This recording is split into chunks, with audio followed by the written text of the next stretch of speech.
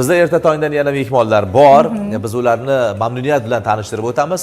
Ko'pchilik garchi tanisa-da, yana bir bor tanishtirish foydadan xoli bo'lmaydi. Albatta, O'zbek Milliy maqom san'ati markazi Jizzax viloyat hududiy bo'limi xonanda va sozandalari Zayndan aka maqom san'atimizni yana ham dunyoga targ'ib qilish maqsadida Ozarbayjonda ijodiy safarda bo'lib qaytishdi. Ayni mana shu safar taassurotlarini shaxsan bilish maqsadida studiyamizga bugun jamoa a'zolari Dinaraxon Rahmonova hamda Saodat opa Hojiyevalarni taklif etganmiz. Assalomu alaykum. Assalomu alaykum Dinara, Saodat, xush ko'rdik. San'atga juda ham nima deydi, oshibdi san'at. Siz yasha olmaydigan insonlar. Men Dinarani ham, Saodatni ham necha yillardan beri taniyman. Dinara qolaversa yoshlarimizga ta'lim berib keladi. Juda diapazoni baland qizimiz. Ko'rib turganimizdan xursandmiz. Ozarbayjon taassurotlari qanday bo'ldi? Aytib o'tganlaridek, yaqindagina qaytdik. 2 kun avval, to'g'riroq qilib aytganda, shu Baku shahrida, Ozarbayjon davlatida ijodiy safarda gastrol o'zimiz konsertlarimizni qo'yib, u yoqdagi qardoshlarimizni xushnud qildik, o'zimizni milliy san'atimizni targ'ib qilib, asarlarimizni ijro qilib, konsertlarni qo'yib keldik. Taassurotlar olam. Haligacha o'shani u yoqda gastrol holatidan chiqa olganimiz yo'q. Chunki suratlar ham taqdim etilyapti bizga. Ha. Chunki mana hammaga ma'lum, nima deydi, Ozarbayjon san'ati o'zi bir mashhur san'at hisoblanadi, professional san'at turi hisoblanadi. Shu insonlarni qarshisiga chiqib, albatta bizni ham milliy musiqamiz juda ham zalvorli, og'ir toshga, og'ir yukka ega, buni butun dunyo tan olib bo'lgan, chig'iriqdan o'tib bo'lgan. Shu asarlarimizni borib ham madaniy san'at tomonlama fikr, tajriba almashinuvi bo'ldi. Ham biz o'zimizda boshqacha bir faxr, iftixor tuydikki, bizning asarlarimiz yana bir marta ishonch hosil qildikki, bizning asarlarimiz birmuncha murakkab va mukammalroq ekanligiga yana bir marta ishonch hosil qildik. Taqqosladik. Chunki mana Ozarbayjonda biz yaqindagina ijtimoiy tarmoqlarda ko'rdik, aynan shu o'zimizni maqom kuylaridan birini ijro etgan bir mashhur san'atkor ijro etgan ekanlar, lekin baribir shu maromga yetkiza olmaganlarda, shu nimadir qalb yetishmayaptimi bilmadim.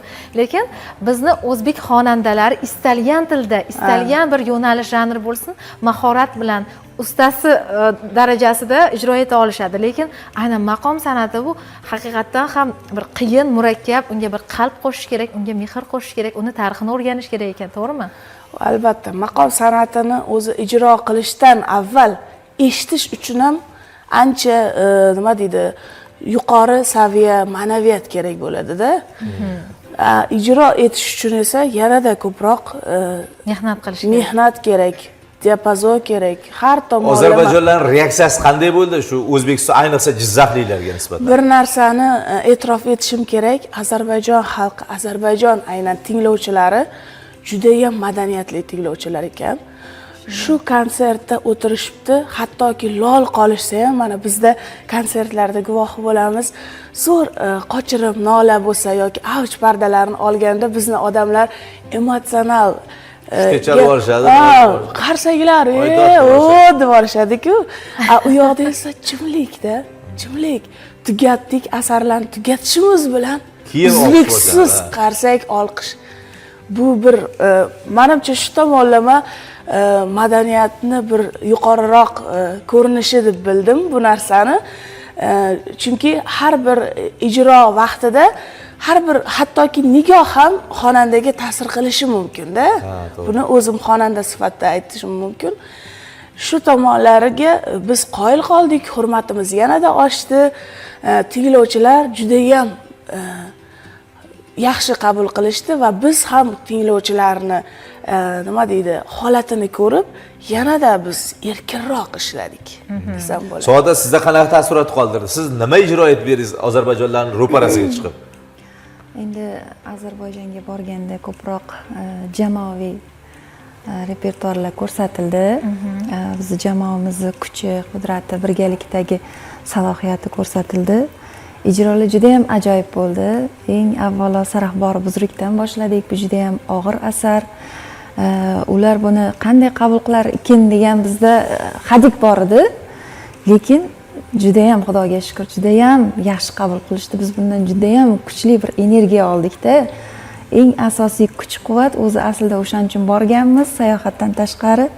Asosiy ishimiz konsert bo'lgandan keyin to'g'risi biz kutmagan darajadagi qabul bo'lgandan keyin juda ham xursand bo'ldik. To'g'risi uni tasvirlab berish qiyin. Boshqacha energiya bilan shunday. Men Dinara masalan 1 yil oldin men ham o'sha Ozarbayjon davlatiga endi sayohatga borganimda haqiqatan ham ularda o'sha tinglovchilik madaniyatini ko'rganman. Bizda masalan hozir janze, ya'ni allambalo qo'shiqlar chiqib ketyapti. Ularda o'zini musiqasiga mehri juda ham baland.